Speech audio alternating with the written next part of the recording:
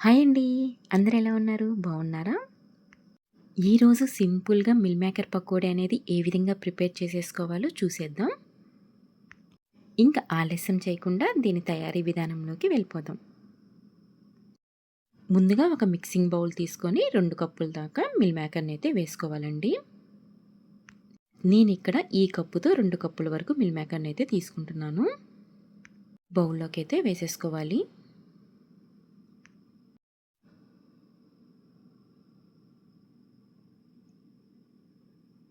Meal maker అనేది ఈ సైజులో ఉంటే బాగుంటాయండి. ఇప్పుడు దీంట్లోకి కొంచెం వాటర్ అయితే పోసేసుకొని వాష్ చేసేసుకోవాలి ఒకసారి. ఈ మిల్ మేకర్‌ని నానబెట్టాల్సిన అవసరం లేదండి. ఒకసారి కడిగేసుకుంటే సరిపోతుంది. ఈ ప్రాసెస్ మొత్తం పాపే చేస్తాను అని చెప్పేసి తనే చేస్తుంది. చూసారు కదా! మిల్ మేకర్‌ని అయితే ఒకసారి వాష్ చేసేసుకొని ఈ విధంగా నీళ్లు ఏమీ లేకుండా పిండేసేసుకోవాలండి.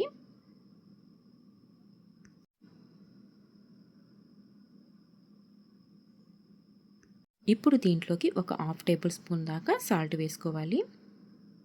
ఒక హాఫ్ టేబుల్ స్పూన్ కారాన్ని కూడా వేసుకోండి. అదేవిధంగా చిటికెడు పసుపును కూడా వేసేసుకోవాలి. ఇప్పుడు మనం వేసిన ఉప్పు, కారం, పసుపు అనేది మిల్ మేకర్‌కి కలిసేటట్టయితే కలిపేసేసుకోవాలి.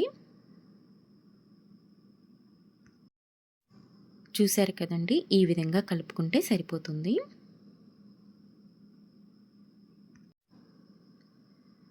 పాప చూసారు కదండీ! ఎంత కష్టపడి చేస్తున్నానో అని చెప్పి చెప్తుంది ఇక్కడ.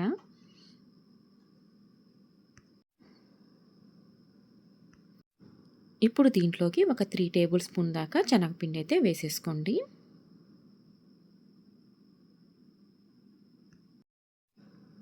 పాప చేస్తుంటే అక్క వాళ్ళ పాప నేను చేస్తాను అని చెప్పి తను కూడా వచ్చి చేస్తుందండి. ఇదైతే అక్క వాళ్ళ పాప చూసారు కదండీ! ఎలా కలుపుతుందో. మనం వేసిన శనగపిండి అనేది మిల్ మేకర్‌కి పట్టేటట్టు ఈ విధంగా అయితే కలిపేసేసుకోవాలి.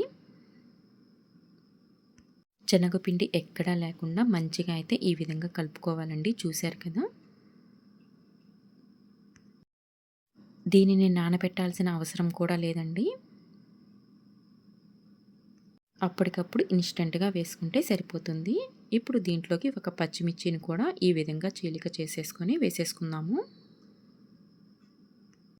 ఒక టేబుల్ స్పూన్ దాకా ఆయిల్‌ని అయితే వేసేసుకొని ఒకసారి అయితే కలిపేసేసుకోవాలి. ఇప్పుడు డీప్ ఫ్రై కోసం అయితే ఆయిల్ అయితే హీట్ చేసేసుకున్నాము. ఇప్పుడు మనం కలుపుకున్న మిల్ మేకర్‌ని ఈ విధంగా ఆయిల్‌లో అయితే వేసేసుకోండి. మంట అనేది మరీ హైలో కాకుండా, మరీ సిమ్‌లో కాకుండా మీడియం ఫ్లేమ్‌లో పెట్టేసేసుకొని వీటినైతే ఫ్రై చేసేసుకోండి. ఈ మిల్ మేకర్ ఫ్రై అవ్వటానికి ఎక్కువ టైం కూడా పట్టదండి. త్వరగా అయితే ఫ్రై అయిపోతుంది. ఈ మిల్ మేకర్ అనేది ఈవెన్‌గా ఫ్రై అవ్వటానికి గరిటెతో అటు ఇటు తిప్పుకుంటే మంచిగా అయితే ఫ్రై అవుతాయి.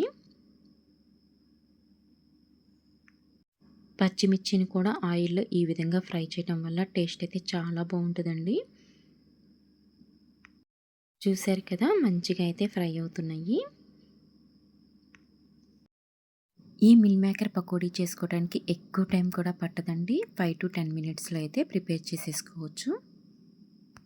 పిల్లలకి ఎప్పుడైనా ఈవినింగ్ స్నాక్స్‌గా ఈ మిల్ మేకర్ పకోడీ అయితే ఇన్‌స్టెంట్‌గా అయితే చేసి పెట్టేయొచ్చు. పిల్లలు కూడా చాలా ఇష్టంగా అయితే తింటారండి. టేస్ట్ అయితే చాలా బాగుంటుంది.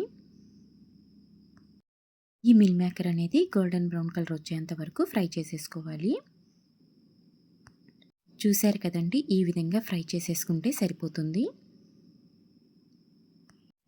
ఇప్పుడు ఫ్రై చేసేసుకున్న మిల్ మేకర్ పకోడీని వేరొక ప్లేట్‌లోకి అయితే వేసేసుకుందాము.